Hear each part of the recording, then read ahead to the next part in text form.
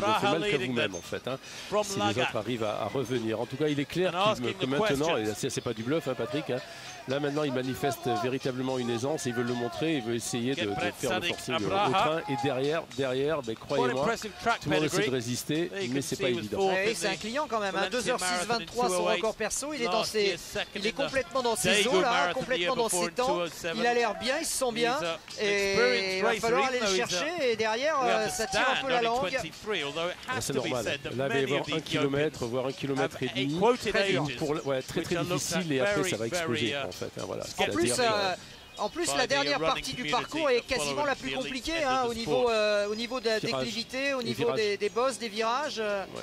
Des grandes lignes droites quand même aussi, mais c'est vrai que c'est plat descendant, remontant après. Bon, je vais vous dire, c'est pas voilà, c'est ce qui est exactement ce qu'on disait, c'est-à-dire que maintenant ça va s'étirer un petit peu, tout le monde essaie de résister, mais vous pouvez résister 1 minute, 2, mais au bout de 3, c'est pas juste un petit détour, Christophe Baudouin, notre réalisateur, par Benjamin Malati, tout ça pour vous dire que nous avons reçu un message de Johan Diniz, notre champion du 50 km marche, champion du monde, recordman du monde, et qui dit il faut tout recommencer de zéro, il faut tous faire des sacrifices.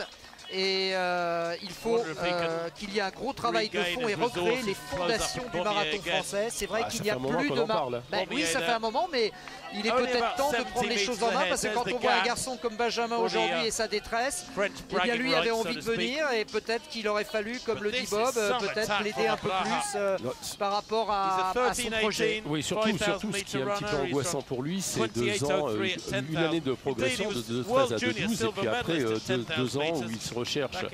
Donc c'est vrai, c'est pas comme le 100 mètres, vous faites pas un marathon tous les dimanches, vous avez une contre-perte, vous repartez pas 15 jours après. Mais c'est vrai quand même qu'il y a une petite interrogation par rapport à ça, et on lui souhaite de trouver les clés. En tout cas, l'Éthiopien a un bras, fait des dégâts en 1 km. Oui, Kanda a sauté là, Kanda qui était tout à l'heure, qui caracolait en tête du groupe, c'est fini pour lui. Vous voyez qu'on passe d'un état d'euphorie à un état d'abattement en quelques centaines de mètres. Et pour Kanda, bien sûr, c'est terminé.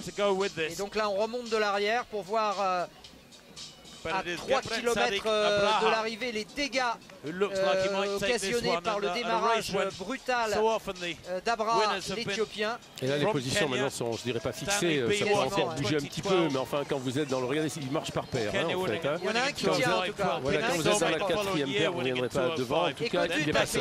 Voilà.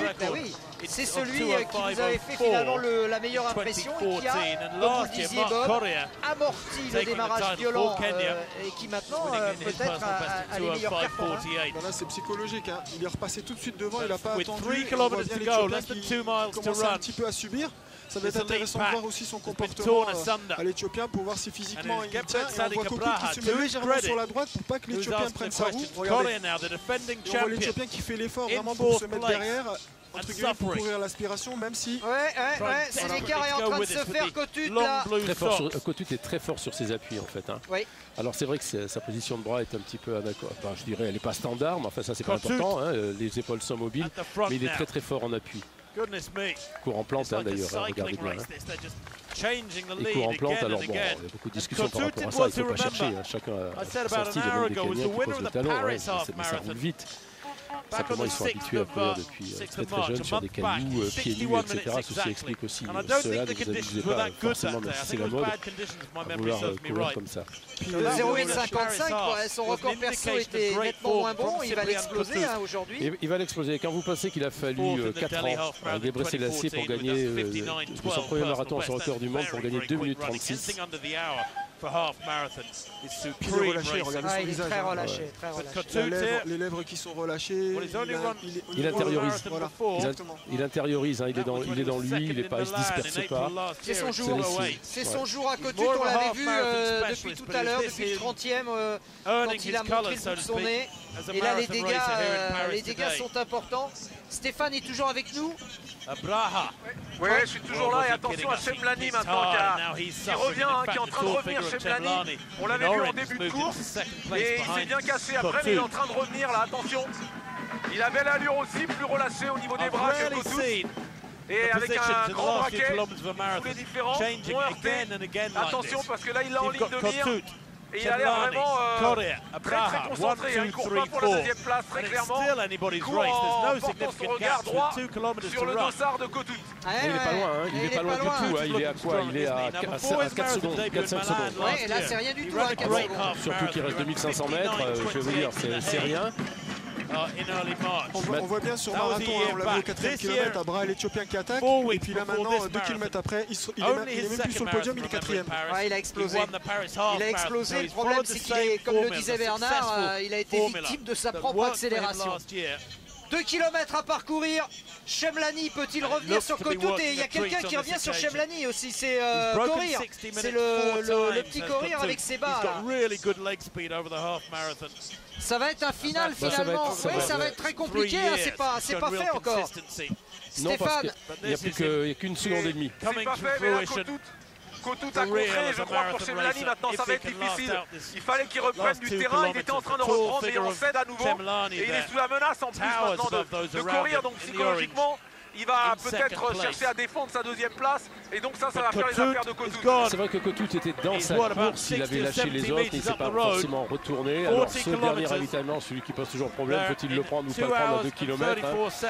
C'est pas forcément lui qui va vous aider, mais là l'écart est reparti à nouveau effectivement. Et c'est terrible, c'est terrible parce que Chemlani qui était conquérant il y a à peu près 30 secondes de ça, et bien maintenant il est résigné. Il est bien Kotout, je pense on va pas aller le chercher. On va pas aller le chercher. Mais alors comment il a été renseigné parce qu'il s'est pas retourné? Non, au début il était dans sa course, il avait lâché, peut-être après il a senti, on lui a dit peu importe. Enfin, je pense qu'il a eu les capacités de réactivité, je dirais sans violence, hein, à son aise, il est véritablement en dedans. Mais c'est comme ça le marathon. Un jour vous volez, puis le lendemain vous ramassez, quoi.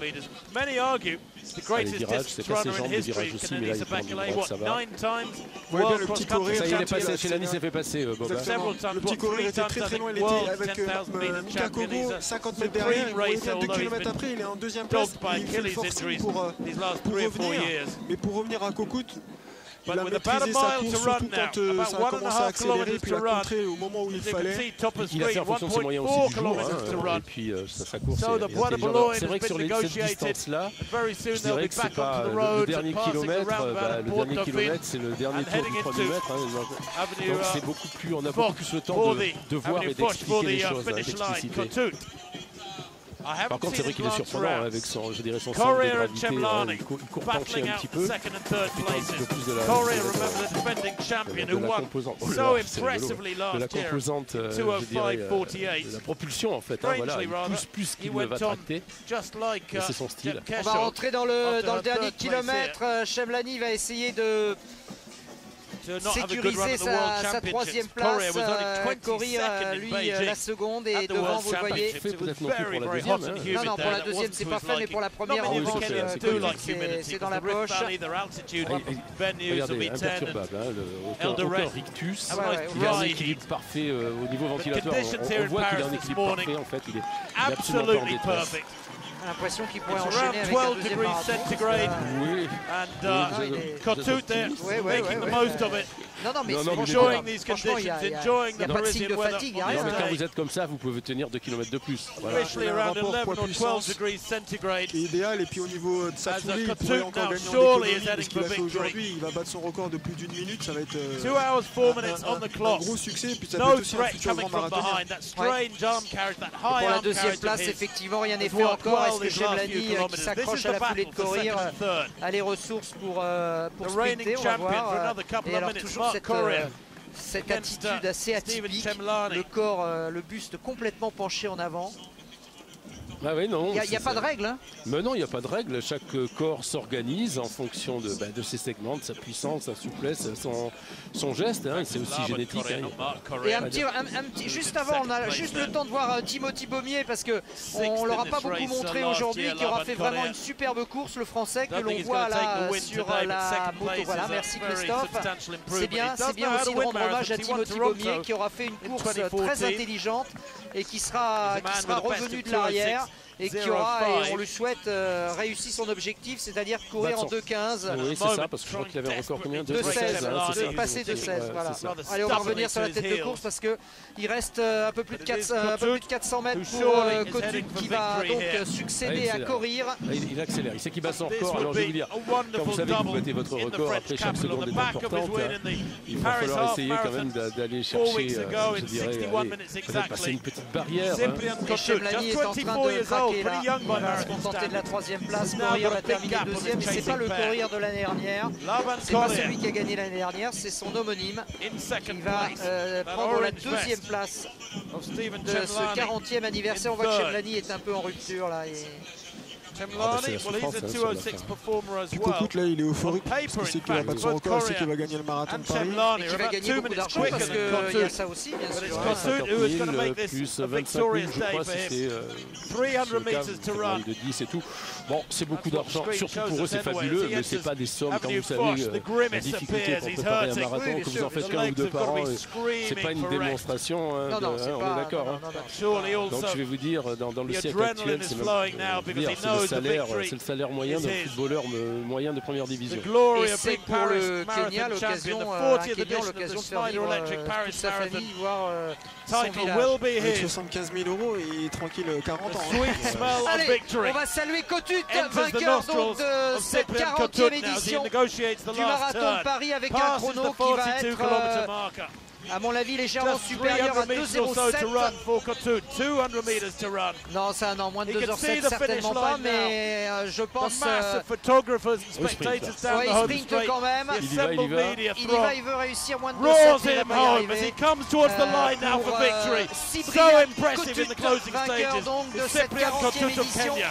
He will be the victor of the 40th edition of the Schneider Electric Paris Marathon.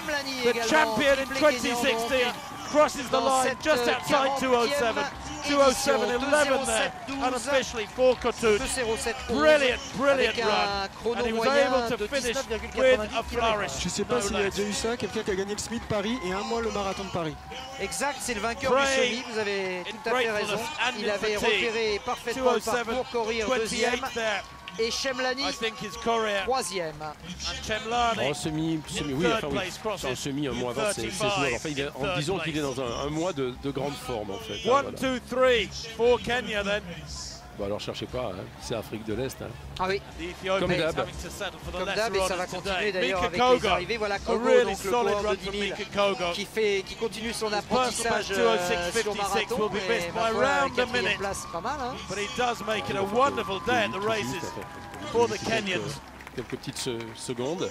2:08.03 unofficially there. Alors tous ces garçons-là, vous les croisez là-bas à Item. Ouais. In 4th place. Ouais, j'ai l'occasion de les croiser, mais ce qui est intéressant sur ce marathon aujourd'hui, c'est qu'on a eu un marathon entre guillemets humain en 2h07. On a eu une course progressive et surtout on a eu une lutte d'homme à homme qui nous a donné envie de regarder le marathon. Maintenant, c'est à nous Français de prendre cette émulation, de s'entraîner très dur, de recommencer, comme a dit Johan, les bases et de pourquoi pas l'année prochaine d'avoir beaucoup de Français au marathon, parce que pour moi c'est pas normal qu'il n'y ait pas plus de Français au marathon de Paris parce qu'on est quand même chez nous. Ouais. Mais vous savez, les minima sont très justes, donc pour optimiser, vous n'allez peut-être pas forcément les faire sur Paris. Si votre rêve est de faire les Jeux, vous allez plutôt aller en Europe ou ailleurs.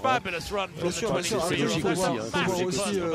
Sa programmation, ça permet, moi je souhaite aux Français de se rapprocher le plus possible des minima, que ce soit Johan Durand, que ce soit les jeunes qui sont là, qui sont motivés, qui ont du talent pour réussir. Timothée Beaumier, on peut parler de lui aussi aujourd'hui parce qu'il nous a fait une course très intelligente, très sage, et il va terminer premier français au moment où Kanda, qui était aux avant-postes tout à l'heure, en termine à son tour, complétant l'archi-domination des Kenyans. Bien sûr, mais surtout il ne faut pas imaginer qu'il y a 36 000 Français qui vont aller ailleurs, il n'y a pas beaucoup de monde. Timothée Beaumier qui a passé un mois à Item aussi, durant le mois de février, c'est pour ça que j'ai vu, je savais qu'il était en forme et je suis vraiment content pour lui aujourd'hui.